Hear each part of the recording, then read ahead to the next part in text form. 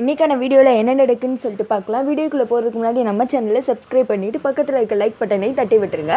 Video வந்துட்டு நல்லாவே இருக்குது. வாங்க வீடியோக்குள்ளே போகலாம். ஃபஸ்ட்டு சீனில் வந்துட்டு அந்த ரவுடியை பிடிச்சி வாடா நீ இடத்த காட்டு அப்படின்னு சொல்லிட்டு இழுத்துட்டு போகிறாங்க. அந்த சமயம் அபிராமியை தான் காமிச்சிட்ருக்காங்க. தம்பி உன்ன மாதிரி எனக்கு ஒரு பிள்ளை இருக்குப்பா வயசில், இங்கே பாருப்பா நான் சொல்கிறது கேளுப்பா, யாருப்பா எனக்கு கடத்த சொன்னா அதை மட்டும் சொல்லுப்பா அப்படின்னு சொல்ல, இங்கே பாரு என்கிட்டருந்து என்ன தான் நீ கெஞ்சினாலும் ஒரு வார்த்தை கூட வரவே வராது, பேசாமல் ஒழுங்கா உட்கார் அப்படின்னு சொல்ல, தண்ணி தவிக்குது அதையாவது கொடுப்பா, கையை கழட்டி விடுப்பா அப்படின்னு சொல்ல, கையெல்லாம் கழட்டி விட முடியாது, சும்மா உட்கார போறியா இல்லையா அப்படின்னு சொல்லிட்டு மிரட்டுறாங்க.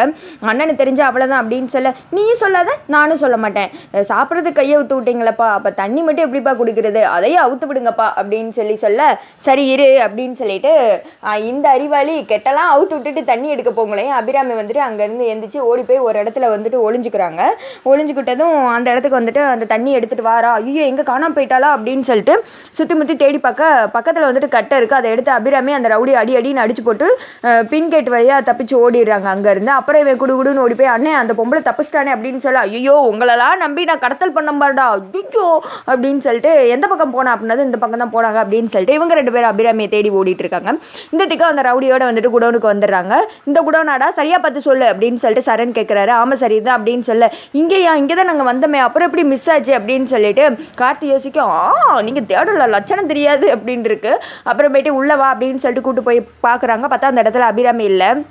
நம்ம கெஸ் பண்ணது தான் அபிராமி அந்த இடத்துல இருக்க மாட்டாங்க அப்படின்னு சொல்லிட்டு டேரக்டர் எப்படியெல்லாம் வந்துட்டு வளைச்சு கொண்டு போகிறார் பாருங்க. அத்தா முடியலை. அபிராமி இல்லாத பார்த்து ஷாக் ஆகும். உண்மை சொல்லிட்டா இந்த இடத்துல தான் இருந்தாங்களா இல்லைன்னா வேறு இடத்துக்கு எதுவும் வந்துட்டு மாற்ற ஏற்பாடு பண்ணாங்களா அப்படின்னு கேட்க, இல்லை சார் சத்தியமாக இங்கே தான் இருந்தாங்க, இப்போ எங்கே போனாங்கன்னு தெரியல அப்படின்னு சொல்லிக்கிட்டு இருக்கப்போ கார்த்தி எனக்கு என்னமோ இந்த சேர் இருக்கிற பொசிஷன் எல்லாம் பார்த்தா உங்கள் அம்மா தப்பிக்க முயற்சி பண்ணியிருப்பாங்கன்னு தெரியுது, இந்த இடத்த விட்டு வெளியில் போகிறதுக்கு வேறு ஏதாவது வழி இருக்கா அப்படின்னு கேட்க, பின் கேட்டு வழி இருக்குது சார் அப்படின்ற மாதிரி சொன்னதுமே கார்த்தி தச்சையெல்லாம் திரும்புறாரு. அந்த லெட்ரு கிடைக்குது. அந்த லெட்டரை பார்த்ததுமே ஓப்பன் பண்ணி பார்க்குறாரு. பார்த்தா அதில் எழுதி வச்சுருந்தாங்களே என் சாவுக்கு யாரும் காரணம் இல்லை அப்படின்னு சொல்லிட்டு, என்ன கார்த்தி இப்படி எழுதியிருக்காங்க அவங்க அம்மா அப்படின்னு கேட்க, சத்தியமாக இது எங்கள் அம்மா எழுதியிருக்க மாட்டாங்க சார் அப்படின்னு சொல்ல, சரின்னு சொல்லிட்டு இவங்க எல்லாருமே பின் கேட் வழி தேடுறதுக்கு தான் போகிறாங்க. அந்த சைடு அபிராமி ஓடிட்டு இருக்காங்க. அந்த ரவுடிங்க வந்துட்டு பின்னாடி துரத்தி ஓடிட்டு இருக்காங்க. ஒரு இடத்துல போய் அபிராமி ஒளிஞ்சுக்கிறாங்க. இவங்களும் வந்து சுற்றி முற்றி பார்க்குறாங்க. யோசிச்சா மிஸ் ஆயிடுச்சு என்னடா பண்ணுறது அப்படின்னு சொல்லிட்டு யோசிச்சுட்டு இருக்க, கார்த்தி சரணுமே அதே பக்கம் தான் அபிராமியை தேடி அலைஞ்சிட்டு இருக்காங்க. இவங்ககிட்ட இருந்து தப்பிக்கிறேன் அப்படின்னு சொல்லிட்டு அபிராமி ஒரு ரோடை வந்து கிராஸ் பண்ண போகிறாங்க. அப்போ ஒரு வண்டிக்காரன் வந்துட்டு அபிராமி மேலே மோதிடுறாங்க. அம்மா அப்படின்னு சொல்லிட்டு அபிராமி கீழே மயக்கம் போட்டு விழுந்துடுறாங்க. சுற்றி இருக்கவங்கெல்லாம் கூடிடுறாங்க. ஐயோ ஆட்டோ நிறுத்துங்க அப்படின்னு சொல்லிட்டு வேமா ஆட்டோலலாம் வந்துட்டு ஏற்றுறாங்க. ஏற்றி வந்துட்டு ஹாஸ்பிட்டல் தான் கொண்டு போகிறாங்க. இதை வந்துட்டு அந்த ரவுடிங்க பார்த்துடுறாங்க. என்ன இது கூட்டம் அப்படின்னு சொல்லிட்டு, ஆமாம் அங்கே என்ன ஆச்சு அப்படின்னு கேட்க, ஒரு அம்மா மேலே வண்டிக்காரன் மோதிட்டா அப்படின்னு சொல்ல, அப்படியா அந்த அம்மா இவங்களான்னு பாருங்க அப்படின்னு சொல்லிட்டு அபிராமி ஃபோட்டோவை காமிக்க, ஆமாம் இவங்களே தான் அப்படின்னு சொன்னதுமே எந்த ஹாஸ்பிட்டல் அப்படின்னு சொல்லிட்டு கேட்க, அதெல்லாம் தெரியலங்க ஆட்டோக்காரர் தான் கொண்டு போகிறாரு அப்படின்னு சொல்லிட்டு இவங்க எல்லாருமே கிளம்பிடுறாங்க. ஐயோ இப்போ என்னடா பண்ணுறது அப்படின்னு சொல்லிட்டு அந்த ஆட்டோ வந்துட்டு முக்கில் வளையிற மாதிரி தெரியுது. அந்த போதுடா வாடா அப்படின்னு சொல்லிட்டு வேமா அந்த ஆட்டோ பின்னாடி குடுகுடுன்னு ஓடுறாங்க. பார்த்தா அந்த ஆட்டோ வந்துட்டு ஃபாஸ்ட்டாக போயிடுது. அந்த சமயத்தில் அந்த பக்கம் ஐஸ்வர்யா விட கால் பண்ணுறாங்க.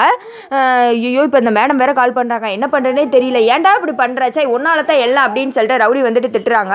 என்ன அட்டன் பண்ணி பேசுங்கன்னு அப்படின்னு சொல்ல, என்னத்தை சொல்கிற தப்பிச்சு போயிட்டாங்கன்னு சொல்கிறியா அப்படின்னு சொல்லிட்டு ஃபோனை அட்டன் பண்ணுறாங்க. சொல்லுங்கள் மேடம் அப்படின்னு சொல்ல, ஃபோன் அட்டன் பண்ண இவ்வளோ நேரமா பதட்டமாக இருக்குல்ல, ஆமாம் என்னாச்சு அங்கே என்ன நடக்குது அப்படின்னு கேட்க, மேடம் அது வந்து அப்படின்னு சொல்ல, என்ன இழுக்கிற எதுவும் பிரச்சனையா அப்படின்னு கேட்க, ஆமாம் மேடம் உங்கள் மாமியார் தப்பிச்சிட்டாங்க அப்படின்னு சொல்லிட்டு, என்னடா பண்ணி வச்சிருக்க அப்புறம் என்னாச்சு அப்படின்னு கேட்க, நீங்கள் எதுவும் கவலைப்படாதீங்க மேடம், ஒரு வண்டிக்காரை வந்துட்டு உங்கள் மாமியார் மேலே மோதிட்டாங்க, இப்போ வந்துட்டு ஒரு ஆட்டோவில் ஏறி ஹாஸ்பிட்டல் தான் கொண்டு போய்கிட்டு இருக்காங்க அப்படின்னு சொல்லி, எந்த ஹாஸ்பிட்டல் அப்படி கேட்குறாங்க.